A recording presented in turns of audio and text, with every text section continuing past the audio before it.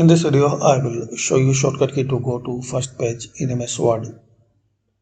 So we can see this is the method we can move by using this scroll, and there is the shortcut. Just keep your cursor any page, press Ctrl and Home key on your keyboard. So you will redirect in first page, even if you have in the last page. So press Ctrl and Home key.